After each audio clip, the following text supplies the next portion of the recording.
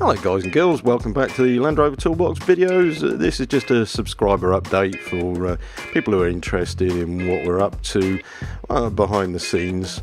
So basically we've got a new logo and you'll see that appear everywhere from YouTube to Facebook and for any other projects that we endeavour to get involved with.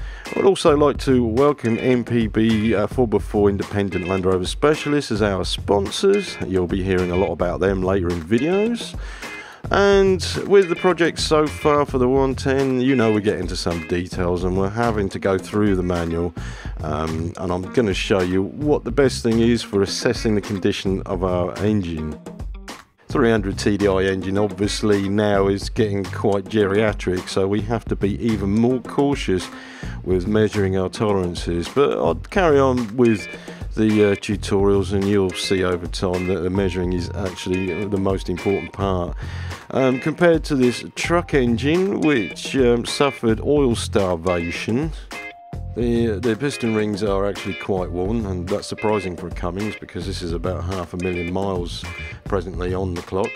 You can see by the shell bearings that they're actually not that badly worn, but you can see the pickup there through lack of lubrication. It's actually screwed the crankshaft, so that one's a dead engine. Compared to our 300 TDI, which is unknown mileage, unknown history, mainly the parts are worn up more than anything. Right, so with the tools I bought here, micrometer set, it's a bit of a compromise. We had to go 0.01. I'd have rather had something a little bit more accurate, but at the price of about £150 I paid for these, they were on a special as well. They are up to a British standard, so they will measure accurately. We're not machining anything here, we can leave the more accurate measurements for the engineer. However, this gives us a good assessment of what we've got in hand. You can pick these kits up from car boot sales a lot cheaper. And the handy thing here is that we can measure the crank, and this will be from 50 to 75mm. And then of course the largest things on this engine are the pistons, which are about 90 something millimeters, so we've got 75 to 100 micrometer here to use.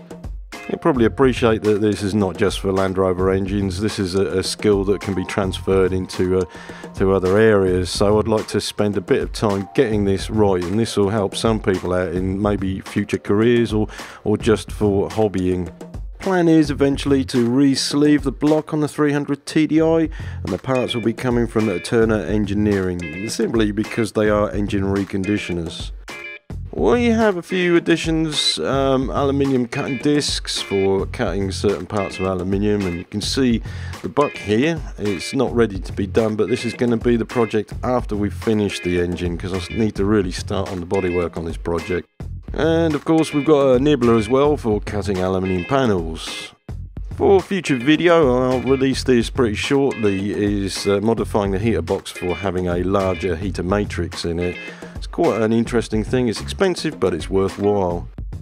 Okay, also have a family life, and recently upgraded the wife's bike, which really needed overhauling, and then I bought myself a bike with very chunky tyres on it.